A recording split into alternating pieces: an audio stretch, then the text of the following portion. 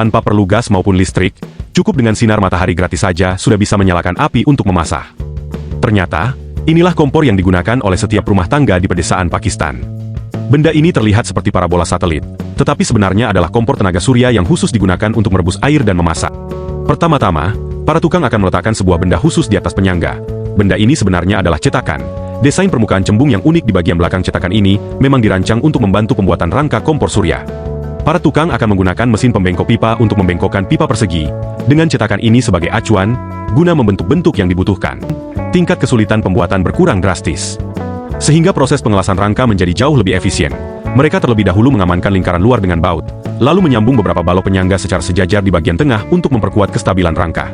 Dari pemilihan bahan, terlihat bahwa tukang lauba cukup teliti dalam membuat kompor surya ini. Selanjutnya, pelat baja tahan karat diletakkan di atas rangka baja dan dipasang dengan paku keling, kemudian bagian yang berlebih dipotong. Sebuah cetakan kompor surya pun selesai dibuat. Tukang membuat lekukan pada lembaran besi di bagian tengah untuk pemasangan penyangga pengatur nantinya.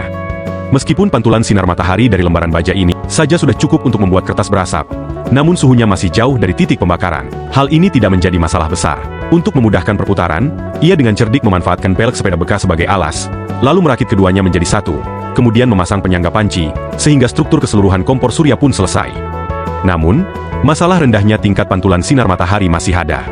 Sehingga tukang memutuskan untuk menerapkan strategi, membagi menjadi bagian-bagian kecil, dengan memotong cermin menjadi potongan-potongan kecil untuk ditempelkan. Seperti titik-titik piksel pada layar, meskipun setiap potongan berdiri sendiri, namun ketika digabungkan, hasilnya tetap sama. Meskipun pemasangan manual ini rumit, sang ahli melakukan setiap langkah dengan sangat teliti. Setiap potongan cermin harus dipasang dengan lem kaca untuk memastikan sudutnya akurat. Setelah 2,5 jam pengerjaan yang cermat, kompor surya berdaya 3000 watt akhirnya selesai dibuat.